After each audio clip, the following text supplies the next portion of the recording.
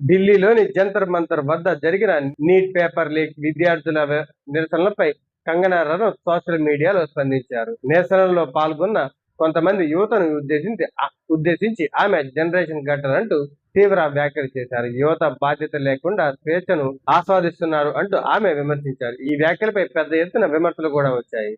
తాను మొత్తంగా జెన్జీ యువతను ఉద్దేశించి మాట్లాడలేదని కంగనా రనౌత్ తర్వాత స్పష్టం చేశారు. జంతర్ మంతర్ వద్ద జరిగిన వివాదంలో వివిధ వయస్సుల వారు ఉన్నారని, అందుకే దాన్ని మొత్తం జెన్జీ ఉద్యమంగా చూడకూడదని ఆమె వాదించారు.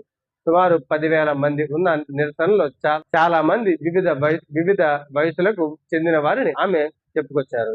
కంగనా రనౌత్ వ్యాఖ్యలపై బాబా రామ్దేవ్ తీవ్రంగా స్పందించారు. యువత మొత్తాన్ని ఇలా విమర్శించడం మంచిది కాదని, కంగనా రనౌత్ చేసిన వ్యాఖ్యలను చెడిపోయిన ఆలోచన విధానానికి సంకేతమని ఆయన విమర్శించారు.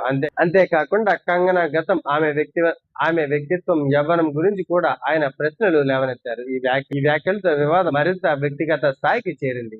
దీనికి కంగనా రనౌత్ ఇన్స్టాగ్రామ్ ద్వారా ఘాటుగా స్పందించారు.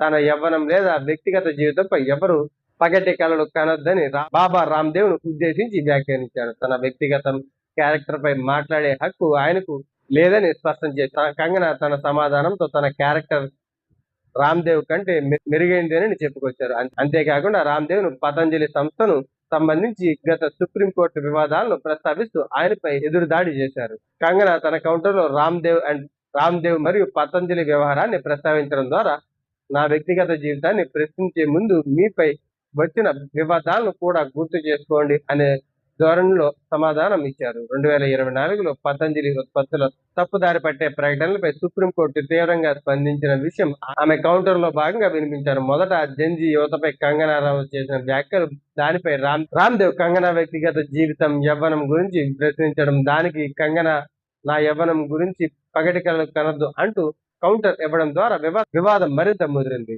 సింపుల్ గా చెప్పాలంటే ఇది కేవలం జెన్జీపై జరిగిన వాదనగా మొదలై ఇప్పుడు కంగనా రనౌత్, రామ్దేవ్ బాబా వ్యక్తిగత విమర్శలు పరస్పరం కౌంటర్ల వరకు వెళ్లిన వివాదంగా మారింది. ప్రస్తుతం సోషల్ మీడియాలో ఈ ఇద్దరి వ్యాఖ్యలపై పెద్ద ఎత్తున చర్చ జరుగుతుంది.